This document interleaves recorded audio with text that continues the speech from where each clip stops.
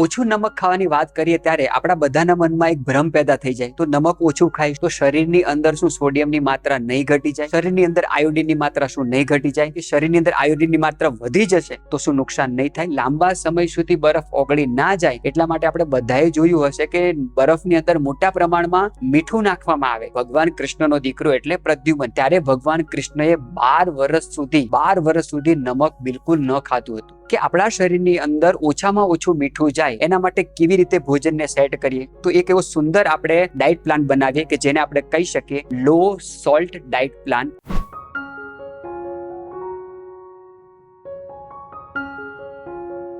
આપણા વડવાઓ એક વાત કહી ગયા, અતિની ક્યારેય ગતિ ના હોય, અતિ સર્વત્ર વર્જેય. કોઈ પણ વસ્તુ માત્રાવત લેવામાં આવે, મર્યાદાપૂર્વક લેવામાં આવે, એની જેટલી આવશ્યકતા છે એટલી જ લેવામાં આવે તો જ આપણને ફાયદો થાય, નહીતર આપણને ખૂબ નુકસાન કરી શકે. અને વર્તમાન સમયમાં એક એવી વસ્તુ જે છે જો એને આપણે માત્રાવત લઈશું તો જ આપણને ફાયદો થશે, નહીતર નુકસાન કરશે. એ વસ્તુ એટલે કે નમક, મીઠું. આપણા શાસ્ત્રોકારે તેને સબ રસ કીધું છે, એટલે કે રસોનો રાજા એટલે નમક છે. નો ડાઉટ એ અમૃત તુલ્ય છે, પરંતુ અમૃતના ક્યારેય વાટકા ભરીને લેવાના ના હોય. વર્તમાન સમયમાં આપણે જો માત્રાવત મીઠું ખાશું, જેટલી આવશ્યકતા છે તેટલું જ ખાશું તો તેના કેટલા ફાયદા છે તેની વિસ્તારથી ચર્ચા આજના વિડીયોમાં આપણે કરીશું.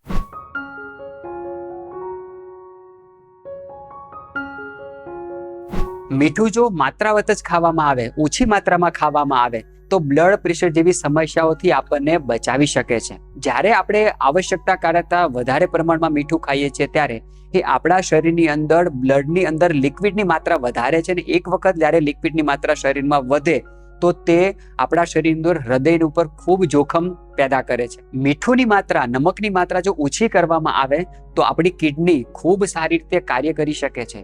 આપણે ખાસ સમજવું જોઈએ કે કિડની એક એવું અંગ છે જે બિચારું ક્યારેય કમ્પ્લેન કરતું નથી, અને જ્યારે એ કમ્પ્લેન કરે ત્યારે ખૂબ લેટ થઈ ગયું હોય છે. મીઠાની અંદર સૌથી વધારે શું હોય છે? સોડિયમ હોય છે. આપણા શરીરની અંદર સોડિયમની માત્રા ખૂબ જરૂરી છે, પરંતુ એ થોડી પણ આવશ્યકતા કરતા વધી જાય તો કિડની સોડિયમને બહાર કાઢવા માટે પૂરો પ્રયત્ન કરે છે. જ્યારે આપણે વધારે પ્રમાણમાં મીઠું ખાઈએ છીએ ત્યારે આપણે બધાએ નોટ કર્યું હશે કે આપણું યુરિન જે છે પીળા કલરનું નીકળશે, ઘાટું નીકળશે, તેમાં થોડા પ્રમાણમાં સ્મેલ પણ આવશે. ઓછી માત્રામાં જ્યારે મીઠું ખાઈએ છીએ ત્યારે કિડની ઉપર એ બર્ડન પેદા કરતું નથી, શરીરની અંદર સોડિયમની માત્રા વધવા નથી દેતું, અને એના કારણે કિડની ખૂબ સારી રીતે કાર્ય કરી શકે છે. ઓછી માત્રામાં મીઠું લેવાની આદત વજન ઘટાડવા માટે ખૂબ મદદગાર સાબિત થાય છે. આપણા શરીરની અંદર જ્યારે મેદ વધે છે, ફેટ વધે છે, ત્યારે આપણે ખાસ સમજવું જોઈએ કે ફેટના 2 પ્રકાર હોય છે, સોલિડ ફેટ અને ફ્લુઇડ ફેટ. એવા પ્રકારનું ફેટ કે જેની અંદર પાણીની માત્રા ખૂબ વધારે હોય. ઘણા લોકોના શરીરમાં એવું ફેટ હોય કે ચામડી બિલકુલ લબડી ગયેલી હોય, પેટની અંદર પેટની આસપાસ ચરબીના થોતા હોય, કમરની આસપાસનો ભાગ પેટની ચરબી લટકતી હોય, થાઈ બિલકુલ ઢીલી હોય, સીટની અંદર ચરબી એટલી પ્રમાણમાં વધે કે બિલકુલ ઢીલી થયેલી હોય. આને ફ્લુઇડ ફેટ કહેવામાં આવે છે. ચરબીની અંદર એવો ફેટનો ભાગ કે જે બિલકુલ પ્રમાણમાં લિક્વિડ છે. આવો ફેટ જ્યારે વધે છે ત્યારે ભોજનની અંદર જો ઓછી માત્રામાં મીઠું લેવામાં આવે તો ફ્લુઇડ ફેટને સારી રીતે ઘટાડે છે, અને એના કારણે વજન ઘટાડવા માટે એ ખૂબ મદદગાર સાબિત થાય છે. તો જે લોકોનું શરીર વજન વધારે છે એ વજન વધારવા માટે જે ઉપાય કરતા હોય એક આદત ખાસ જરૂર પાલન કરીએ. ભોજનની અંદર નમકનો ખૂબ ઉપયોગ ઓછો કરીએ, જેથી કરીને વજન ઘટાડવાના જે આપ ઉપચાર કરો છો, જે આપ પરેજી પાળો છો એમાં આપ સારી રીતે સફળ થઈ શકો. મોટા ભાગની ચામડીની સમસ્યાઓ પિત્ત અને કફજન્ય છે. તો જ્યારે આપણે ઓછી માત્રામાં નમક લઈએ છીએ ત્યારે એ આપણા શરીરની અંદર કફ દોષને શાંત રાખે છે, પિત્ત દોષને શાંત રાખે છે, અને જેના કારણે ચામડી રોગ જેવી સમસ્યાઓથી આપણે બચી શકીએ છીએ. અને એટલું યાદ રાખવું કે ચામડીની સમસ્યા જલ્દી થતી નથી, અને થઈ હોય તો જલ્દી મટતી નથી. જો તમે ઈચ્છતા હોય કે તમારી ચામડી સુંદર રહે, ભોજનની અંદર નમકનો, સોલ્ટનો, મીઠાનો ઓછામાં ઓછો ઉપયોગ કરીએ. જે કોઈ લોકોને શરદી, ઉધરસ, કફજન્ય બીમારીથી બચવું હોય એવા લોકોએ પણ આ આદત જરૂર પાડવી જોઈએ. ભોજનમાં જેટલું બને એટલું ઓછું મીઠું લેવું જોઈએ. ખાસ સમજીએ, નમક એક એવી વસ્તુ છે જે અગ્નિને પણ પ્રજ્વલિત કરે છે અને કફ પણ વધારે છે. બરફને લાંબા સમય સુધી બરફ ઓગળી ના જાય એટલા માટે આપણે બધાએ જોયું હશે કે બરફની અંદર મોટા પ્રમાણમાં મીઠું નાખવામાં આવે કે જેથી કરીને લાંબા સમય સુધી એ બરફને ઓગળવા નથી દેતું. આપણે બધાએ જોયું હશે કે જ્યારે આપણે કોઈ વ્યક્તિને મૃત્યુ થાય પછી એને સ્મશાને લઈ જઈએ અને જ્યારે એને અગ્નિ આપવામાં આવે ત્યારે એ અગ્નિની અંદર મોટા પ્રમાણમાં મીઠું નાખવામાં આવે છે, કારણ કે નમક અગ્નિને પણ પ્રજ્વલિત કરે છે. જે કોઈ લોકોને ગરમીને કારણે પીનસ જેવી સમસ્યા હોય, નાકમાંથી બિલકુલ પાણી પડ્યા કરતું હોય, અથવા તો જે કોઈ લોકોને ખૂબ ઘાટો કફ થતો હોય, આવી તમામ સમસ્યાથી જે લોકો પીડાતા હોય અથવા તો આવી તમામ સમસ્યાથી બચવું હોય, એક આદતનું પાલન કરીએ. ભોજનમાં નમકનો, સોલ્ટનો, મીઠાનો ખૂબ માત્રાવત ઉપયોગ કરીએ તો આવી તમામ સમસ્યાઓથી આપણે બચી શકીએ છીએ. આના સિવાય એવી ઘણી બધી સમસ્યાઓ છે.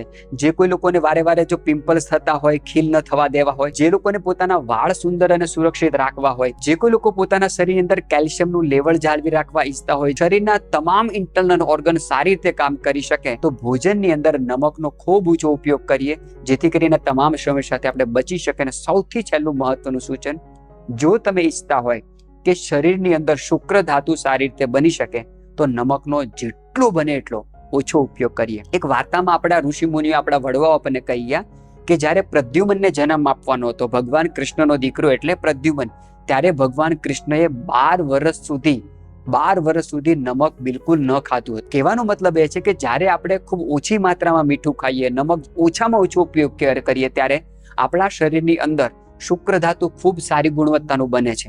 અને વર્તમાન સમયમાં આપણે બધા જોઈએ છે કે ટેસ્ટ ટ્યુબ બેબી સેન્ટરો, IVF સેન્ટરો આટલા મોટા પ્રમાણમાં ફેલાયા છે કે જેની ન પૂછો વાત. નાના નાના શહેરોમાં એટલા મોટા પ્રમાણમાં IVF સેન્ટરો ખુલ્યા છે. આજથી 15 વર્ષ પહેલા, 20 વર્ષ પહેલા આટલા બધા સેન્ટરો જોવા નતા મળતા, કારણ કે છેલ્લા 8-10 વર્ષની અંદર આપણે એટલું મોટા પ્રમાણમાં નમકનો, સોડિયમનો, મીઠાનો એટલું બધું કન્ઝપ્શન કરીએ છીએ, અને તેની સીધી અસર શુક્ર ધાતુ, વીર્ય ઉપર પણ પડી છે. ઓછું નમક ખાવાની વાત કરીએ ત્યારે આપણા બધાના મનમાં એક ભ્રમ પેદા થઈ જાય, તો નમક ઓછું ખાઈશું તો શરીરની અંદર શું સોડિયમની માત્રા નહીં ઘટી જાય?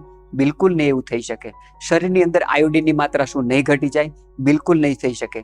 જો શરીરની અંદર આયોડિનની માત્રા ઘટી જાય તો બીજો પ્રશ્ન પણ થવો જોઈએ કે શરીરની અંદર આયોડિનની માત્રા વધી જશે તો શું નુકસાન નહીં થાય? 100% નુકસાન થશે.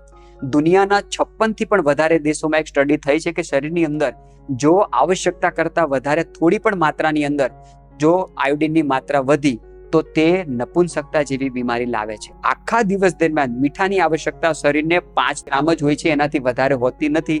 અને આનાથી અનેક ગણું મીઠું આપણે ભોજનમાં, આપણા શરીરમાં દાખલ કરી રહ્યા છે. વર્તમાન સમયમાં જે કે આપણે બજારના ફાસ્ટ ફૂડ વગેરે ખાઈએ છીએ, જંક ફૂડ ખાઈએ છીએ, પેકેટ ફૂડ ખાઈએ છીએ, એમાં તો બહુ મોટા પ્રમાણમાં એમાં મીઠુંનો ઉપયોગ થાય છે. કારણ કે આ બધી વસ્તુ આપણને ખૂબ સ્વાદિષ્ટ લાગે, આ બધી વસ્તુ લાંબા સમય સુધી ખરાબ ન થઈ જાય, એના માટે એમાં મોટા પ્રમાણમાં નમકનો ઉપયોગ થાય છે.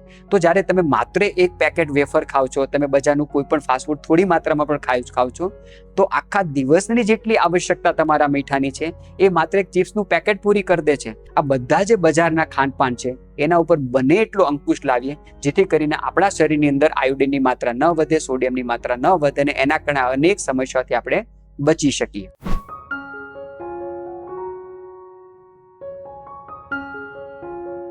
તો તુરંત પ્રશ્ન થાય કે આપણા શરીરની અંદર ઓછામાં ઓછું મીઠું જાય એના માટે કેવી રીતે ભોજનને સેટ કરીએ? તો એક એવો સુંદર આપણે ડાયટ પ્લાન બનાવીએ કે જેને આપણે કહી શકીએ લો સોલ્ટ ડાયટ પ્લાન.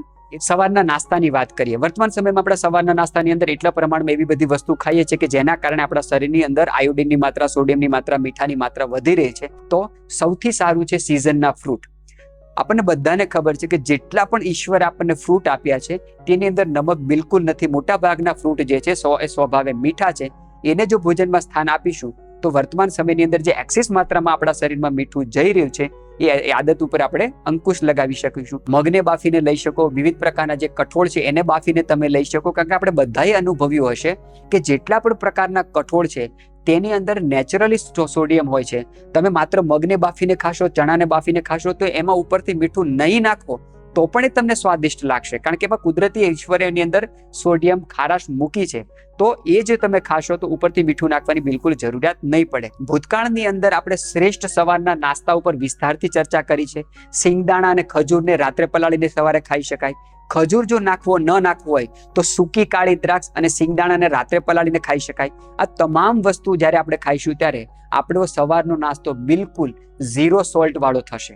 બપોરના ભોજનની અંદર આપણે નમક વાળું ખાઈ શકીએ, સિઝનના શાક ખાઈ શકીએ, દાળ ખાઈ શકીએ, ભાત ખાઈ શકીએ, રોટલી ખાઈ શકીએ. બપોરના ભોજનની અંદર આપણે જે કંઈ રૂટીનમાં દાળ, ભાત, શાક, રોટલી ખાઈએ છીએ એમાં ઓછી માત્રામાં નમક વાળું ભોજન આપણે જરૂર લેવાનો આગ્રહ. સાંજના ભોજનની જો વાત કરીએ તો સાંજના ભોજનની અંદર પણ ઓછામાં ઓછું મીઠું જાય અથવા તો ન જાય તેવો આપણે વિકલ્પ અપનાવવો જોઈએ. શું કરી શકાય? આપણે મગ દાળની ખીચડી ખાઈ શકીએ. મગ દાળની ખીચડીની અંદર ઓછી માત્રામાં નમક નાખીને ખાઈ શકાય. રસાવાળા જે કંઈ શાક છે, દૂધી, તુરિયા, ગલકા, કોળું, પરવર, તેની અંદર અલ્પ માત્રામાં મીઠું નાખીને એને રાઈસ સાથે ખાઈ શકાય. મોરૈયો ખાઈ શકાય, દલિયા ખાઈ શકાય, ઓટ્સ ખાઈ શકાય. આવા તમામ પ્રકારના અનાજ આપણે ખાઈ શકીએ જેની અંદર ઓછું મીઠું આપણે નાખીએ તો પણ એ ચાલી શકે. જુવાર, બાજરીનો રોટલો અને દૂધ. દૂધની અંદર મીઠાની કોઈ આવશ્યકતા નથી. મોળો જુવાર અને બાજરીનો રોટલો કે જેની અંદર નમક બિલકુલ ના હોય, આ જો ખાવામાં આવે તો યાદ રાખીએ, દુનિયાની અંદર સાંજના ભોજનમાં સૌથી શ્રેષ્ઠ કોઈ ભોજન હોય તો જુવાર, બાજરીનો રોટલો અને દૂધ છે.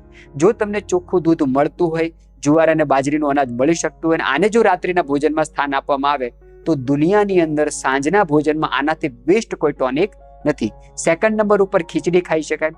મગદાળની ખીચડી આપણે જો ખાઈશું તો નમકની જરૂરિયાત ખૂબ ઓછી થશે. આપણે વાત કરી એવી રીતે કે મગની અંદર નેચરલી સોડિયમ હોય છે, ખારાશ હોય છે. તો મગદાળની ખીચડીને સારી રીતે બાફીને તેની અંદર પ્રચુર માત્રામાં ઘી અથવા તો તલનું તેલ નાખીને જો રાત્રિના ભોજનમાં સ્થાન આપવામાં આવે તો નમક વગર પણ અથવા તો ઓછા નમકથી પણ આપણે સર્વાઈવ કરી શકીશું. તો આવી રીતે લો સોલ્ટ ડાયટ પ્લાન જો તમે પ્લાનિંગ કરશો, સવાર, બપોર, સાંજે આવી રીતે જો તમે ભોજન લેવાનો આગ્રહ રાખશો, જેથી કરીને આપણા શરીરની અંદર ઓછામાં ઓછું નમક જાય અને તમામ લાભથી આપણે વંચિત ના રહીએ. બીજી નાના એવા સૂચનોનું પાલન કરીએ જેથી કરીને આપણે ઓછામાં ઓછું નમક આપણા શરીરની અંદર જાય, તો તે પણ સૂચનોનું જરૂર ધ્યાન રાખીએ. બને ત્યાં સુધી આપણે રોટલી અને ભાખરી બનાવીએ. આપણે ભૂતકાળમાં રોટલી બનાવવાની આદર્શ પદ્ધતિ ઉપર વિસ્તારથી વિડીયોમાં વાત કરી હતી કે જ્યારે પણ રોટલી અને ભાખરી બનાવીએ એની અંદર નમક નાખવાની જે આદત છે તે ટાળીએ.